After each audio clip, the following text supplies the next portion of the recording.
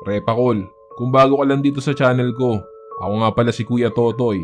Nagbabasa ako ng mga horror stories at mga dark histories dito sa aking channel. Kung gusto mo ng mga ganong content, don't forget to subscribe at i-click mo na ang notification bell para updated ka every time na mag-a-upload ako. Simulan na natin ang kwentuhan ngayong araw.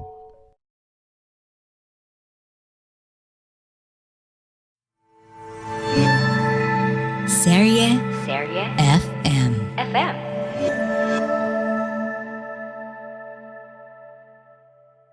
Ang nakaraan sa Kilabot Pinoy Horror Stories. Ayaw na po sa akin, Mongi.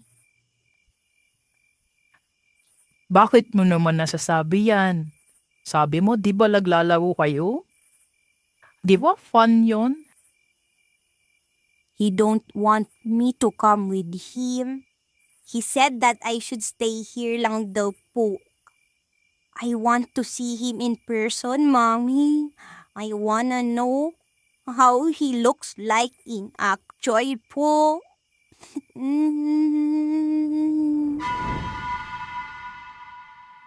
Sinasama ba siya? Hindi. Si Sirasam may gusto rin. No! Hindi siya pwedeng sumama. Sa tuwing mananaginip siya, gisingin mo siya haggard, Clara. Huwag mong hintayin matapos siyang panaginip niya. Naguguluhan ako. Hindi naman daw siya sinasama eh. Oo, dahil rin ang napag-usapan namin.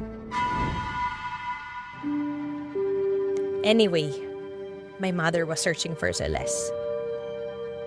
What do you mean? Akala ko ba ayaw nila sa bata? I don't know. But don't worry. I will do everything to protect her. I know my parents. Kilalang kilala ko sila.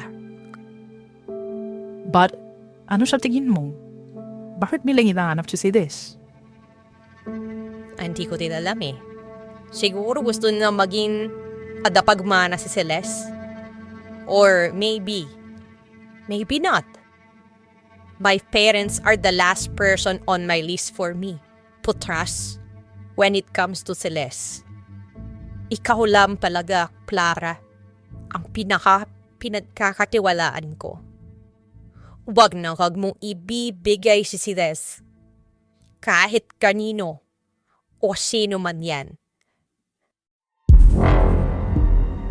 Sa pagsapit ng dilim, may mga kwento kang maririnig. Kwento ng takot na magpapanginig sa iyong dibdib. Mga kababalaghang hindi kayang tanggapin ng inyong isipan.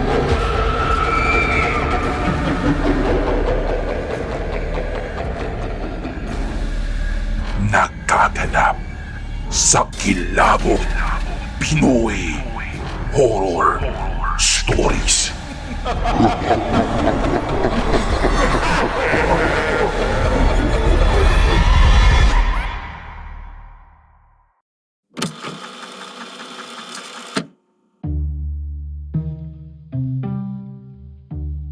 Celeste and I was fine. Siguro nga kung papipiliin ako, mas pipiliin ko ang buhay namin noong wala talagang nakakaalam ng kahit na anong tungkol sa kanya. Kung papipiliin ako, mas pipiliin kong ibalik ang mga panahong hindi niya alam kung anong meron siyang kakayahan. Mas pipiliin kong turuan at mamuhay siya ng parang normal, na parang isang normal na tao, kagaya ko. 10 o'clock in the evening. Celeste was already asleep that night. Then suddenly, I heard my phone. I received a message from Cora and saying na she was waiting for me outside the house. I'm used to it na bigla na lang siyang lilitaw out of the blue. Kaya wala naman akong ibang naisip na dahilan kung bakit bigla na naman siyang dumating. I saw her standing, and literal na nasa labas na nga siya ng bahay. As in, nasa labas na siya ng gate namin.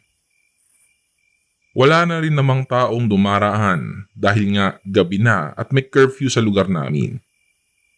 I invited her inside my house but she refused. My eyes landed to the car behind her. Buti marunong pa mag-drive. Akala po, hindi na yan uso sa iyo eh. How is she? Sleeping. Doing great. She suddenly cut me off. How about her abilities? Ewan pa rin naman. Madalas lang hindi na kayang kontrolin. Lalo na kung nakahawak siya ng mga bagay o ibang tao eh. The whole time we were talking, alam ko may malalim na dahilan kung bakit siya nandito ngayong oras ng gabi. Hindi naman ako manhid kaya ramdam ko iyon sa mga kilos niya. Pinagmamasdan ko siya habang nakatingin siya sa malayo. Hanggang ngayon ay hindi pa rin ako nasasanay sa naging mga pagbabago sa pisikal niyang anyo. Though, she's still Cora that I used to know. But of course, sobrang daming nagbago na sa kanya. Kung noon ay napakaganda na talaga niya, ngayon ay parang mas gumanda pa siya lalo. She handed me a brown envelope without saying any single word. Binuksan ko naman agad iyon at nakita ko ang isang litrato. Actually, not literal na picture. I guess drawing siya gamit ang computer or whatsoever. I don't know. Lalaking may mahabang brown na buhok. His jaw is so perfect. In other words, magandang lalaki siya, Kuya Totoy. Marami namang magandang lalaki dito sa mundo natin, pero this man is different.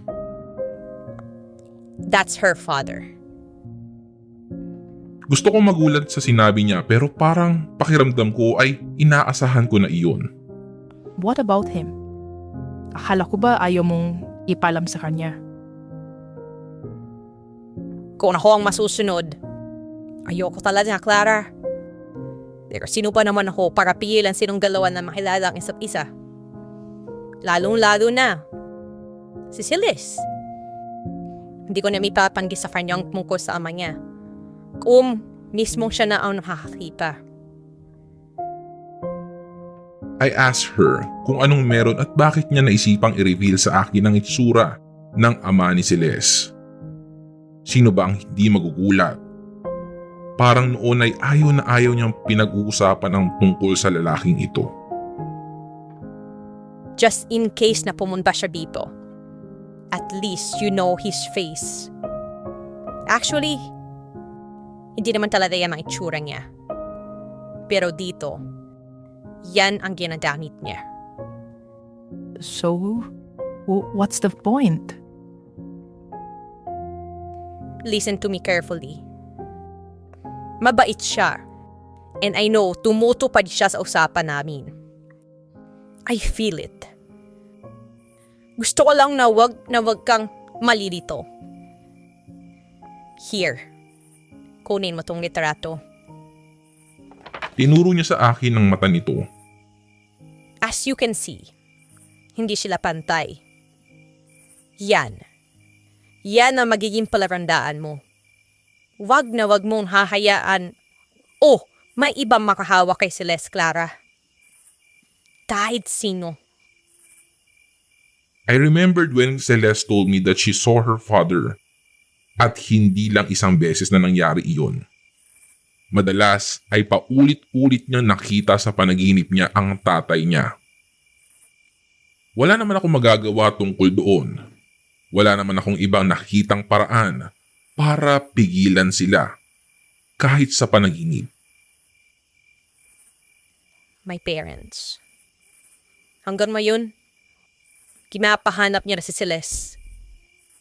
Hindi ko kayang mabuhay araw-araw at isiping mapupunta sa kanila ang bata. Hindi ko sila kayang pagkatiwalaan. Hindi ko kaya iparanas nila sa anak ko kung ano-ano mga pinaranas nila sa akin noon. Magmula ng gabing iyon, paulit-ulit kong naisip ang huling sinabi ni Cora. Hindi ko alam kung ano ang ibig sabihin niya. Ang alam ko naman ay maayos ang pagpapalaki sa kanya ng kanyang mga magulang. Lalo na at alam kong nag-iisa siyang anak ng mga iyon. Tulad ng nakagawian, halos sabay kaming nagigising ni Flor, nakasambahay ko. Kaya habang naghahanda siya ng umagahan, ako naman ay nagsisimula na sa trabaho ko. Hanggang ngayon naman ay work from home pa rin ako, Kuya Totoy. Kaya marami pa rin akong oras para bantayan si Celeste. Ay, ate, maalala ko lang po pala. Ito ko nakita ko sa terrace kanina paglabas ko. Kinuha ko naman agad ang papel na binibigay sa akin ni Flor. Nakatupi iyon pahaba at halatang hindi pa siya binubuksan dahil silyado pa iyon. Walang kahit na anong nakasulat sa labas ng papel. Kaya bago ko mabuksan ay wala talaga akong idea kung kanino galing ang papel na iyon. Inaasahan ko na isang liham iyon o kung anuman. Pero pagbukas ko, I was very confused na makita ko ang isang espadang nakadrawing. Naisip ko na baka kay Celeste iyon. Pero hindi naman magaling magdrawing ang anak ko. Wala ring kulay ang espada na nakadrawing so wala talaga akong maisip kung sino ang pwedeng magpadala nito sa amin. There's someone came here po, Mom. Sabik sa ibang tao ang anak ko tuwing may ibang tao siya na nakikitang pumupunta rito sa bahay. Napaka-polite niya. I answered her na hindi ko alam, not mentioning about the paper. Someone came here? Last night po? Napapatingin na rin sa amin sila Flor at ang kapatid kong si Au. Pero wala talaga akong alam kung sino ang sinasabi ni Celeste na pumunta raw dito. Naisip ko na posibleng yun ang nag-iwan ng papel sa teres. Maghapon kong kaharap ang computer ko. At syempre, maghapon ko ring tinititigan yung papel na may nakadrawing na espada. Ilang araw na rin noon na hindi pa ako nakakatanggap ulit ng tawag o text mula kay Cora. Kaya kahit anong message ko sa kanya ay wala rin naman akong matanggap na reply. Kahit nasabihin kong sanay na ako sa mga kakaibang bagay tungkol kay Celeste, minsan ay hindi ko pa rin maiwasan ang magulat. Tanghaling tapat nang dumating ang college friend ko. Kasama niya ang kanyang asawa. She moved here in Cebu after their wedding. First time ko rin makita ang husband niya. So syempre medyo awkward pa dahil hindi naman kami close. Based on her kwento, tubong Cebu talaga ang husband niya. May sariling resort at pansamantalang limited ang pagtanggap ng guests because sa pandemic. Maraming kwento since ngayon lang ulit kami nagkita. Oh, by the way, where's your daughter pala? Sa mga pictures ko naman siya nakikita eh. Alam mo, sobrang dandang bata ng anak mo Manaw-mana sa'yo. Pinatawag ko kaagad kay Flor si Celeste na kasalukuyan noong naglalaro sa kwarto. Pababa pa lang ay nag-hi na agad ang anak ko kahit na iyon ang unang beses na makilala niya ang kaibigan ko at ang asawa nito. Ngiting-ngiti naman ang kaibigan ko at paulit-ulit talaga niyang sinasabi na ang gandang-gandang bata ni Celeste. Nagpatuloy kami sa pagkekentuhan. Naganda na rin ang pagkain si Flor at sabay-sabay kaming kumain ng lunch. Hindi ko pinahalatang napapansin ko ang palagiang pagsulyap ng husband niya sa anak ko. Kaya aaminin ko nung time na iyon ay medyo naiilang talaga ako, Kuya Totoy. Hanggang sa nagyaya na umuwi ang kaibigan ko. Buong oras na nandito sila ay hindi ko man lang naririnig na magsalita ang asawa niya. Puro pagtango lang ang ginagawa nito. Pero mas lamang ang hindi nito pag-imik. The next morning, dumating si Cora. Tamang-tama ang dating niya dahil gising na si Celeste at kakain na kami ng umagahan. I let the two na magkaroon sila ng time sa isa't isa. Then Cora approached me nang magsimula na ang online class ni Celeste. Nakaupo lang siya sa tabi ng table ko habang ako naman ay nagtatrabaho pa rin. Bigla siyang nagsalita kaya naman tumigil ako. Nasa ming papel. Pagkatanong niya noon ay agad kong naalala yung dapat na sasabihin ko sa kanya. Pinakita ko agad yung papel na binigay sa akin ni Flor. Pagkabuklat niya ay biglang nag-iba ang timpla ng mukha niya. Para bang nagulat siya.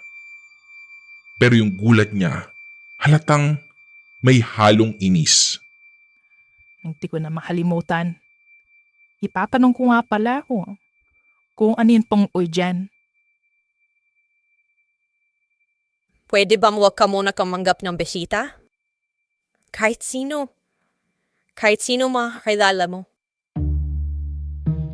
Nagtataka ako sa kanya, kaya muntik pa kami mag-away dahil minsan lang rin naman ako tumanggap ng bisita. Kung maaari nga lang ay ayoko rin talagang may bumibisita sa amin dahil nga may kasama kaming bata. Lalo na at pandemya nito. Ano bang meron sa espado na yan? She looked away. Parang ayaw niyang sabihin ang tungkol sa espada. Nung babalik na ako sa trabaho ay bigla naman siyang nagsalita. This one is mine. Tapos, di ko maintindihan. Bakit kailangan ipadala dito? Alam ko kung sino ang magpadala nito. Ayoko pala na biglaan na lang nila gustong makita ang anak ko eh. Ibig mo sabihin, parents mo magpadala niyan? I'm not sure. Pero sila lang ang hinihimala ko.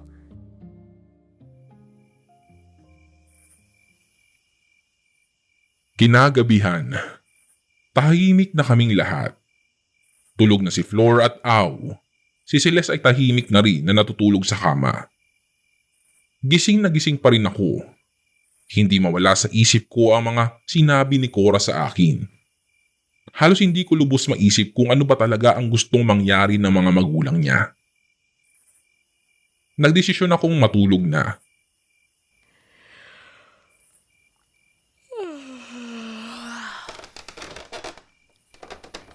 Pahiga na ako nang makarinig ako ng ingay mula sa labas. Imagine, malaki ang bahay na ito. Kung tutuusin, hindi mo talaga maririnig ang mga ingay sa labas nang ganun-ganun na lamang. Palakas ng palakas yung ingay. Parang may malakas na hangin.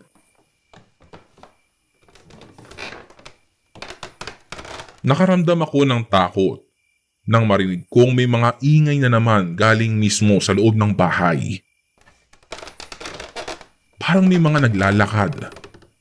Malalakas ang yabag. Rinig na rinig iyon, lalo na at gawa sa kahoy ang sahig na second floor.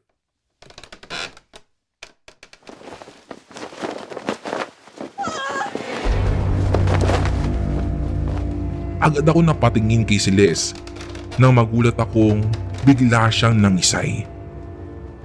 Takot na takot ako na tipong kahit ako ay nanginginig na at hindi ko alam kung ano ang dapat kong gawin. Takot na takot akong nakikitang tumitirik ang mata ng anak ko habang nangingisay na kahit anong pigil ko ay hindi ko magawang mapigilan. Nagsisisigaw na ako pero alam ko nung gabing iyon na hindi pa rin mawawala ang mga ingay na ito. Tinawag ko sila Flor at kapatid kong si Au, pero parang hindi nila ako naririnig. Malakas yung ingay. Sobrang lakas na tibong kahit sarili kong boses ay hindi ko na marinig. Paulit-ulit kong ginigising si Celeste.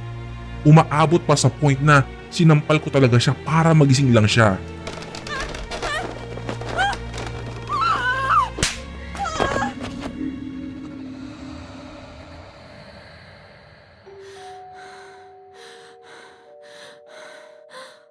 Saktong pagkasampal ko ay bigla ring nawala ang ingay at tumigil ang pangingisay niya.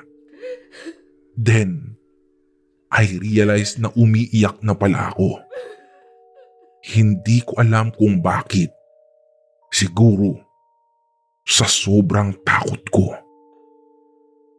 Bumalik na lang ako sa wisyo nang gumalaw si Celeste na parang walang nangyari at tahimik pa ring natutulog. Tumayo ako at lumapit ako sa may bintana. Tiningnan ko ang mga kapitbahay ko.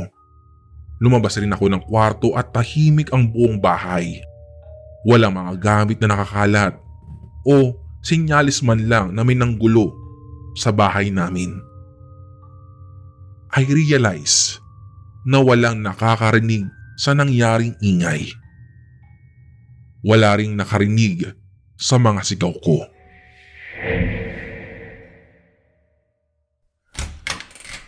Sa sumunod na araw, nakakita naman ng kahon si Flor na nakalagay lang sa teres. Plain lang yung kahon. Wala ring ribbon or anything. Nung kukunin ko na yung kahon, hindi ko alam na nasa tabi ko na pala si Celeste at naunahan ako nito. Agad niyang nabuksan ng kahon at isang stuffed toy ang laman. Amen? Sabi ng anak ko na mahawakan niya ang stuffed toy. Walang letter? Binalikan niya ang kahon at naghahanap ng letter. Kinuha ko sa kanya yung stuffed toy at sinabi kong hindi sa amin iyon. Baka may nagkamali lang na doon nilagay. Kinukumbinsi ko siya kasi natatakot ako na baka kung ano o kung kanino galing yung laruan. Basta, parang palagi na lang may takot sa dibdib ko. No, Mom. This one is for me po. Sinabi niya na parang siguradong sigurado talaga siya. Hindi ko na mabawi sa kanya yung laruan, kaya hinayaan ko na lang iyon na hanggang ngayon ay dala-dala niya at katabi niya pa rin sa pagtulog niya. Kinuwento ko kay Cora ang mga nangyari noon gabing iyon at yung tungkol sa laruan. Wala siyang ibang komento tungkol sa laruan. Ang tanging naging concern niya lang ay yung nangyari noong gabi. Gustong-gusto talaga nila makuha si Celeste. Ando ba kasi pala lang na mayari? Bakit gustong makuha ng mga magulang mo? Akano ko ba ayaw nila sa bata? Hindi ko alam kung paano ko sisimulan, Clara. Noon, ayaw nila dahil ayaw nila sa ama ni Celeste. Bakit ayaw nila? Dahil nabuntis ka noon na hindi nila na inaasahan? Di ba yun ang sabi mo noon? Tinakwil ka dahil ayaw nilang mabuntis ka nang hindi kinakasan? Inilingan ako ni Cora. Halata sa mukha niya ang frustration.